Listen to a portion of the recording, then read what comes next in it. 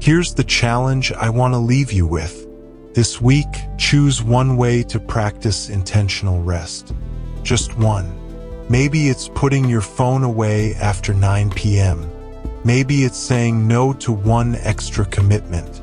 Maybe it's taking a quiet walk or spending an afternoon unplugged. And notice what happens. Notice how your body feels. Notice how your relationships shift. Notice how your spirit lifts. Because rest isn't wasted time. It's invested time.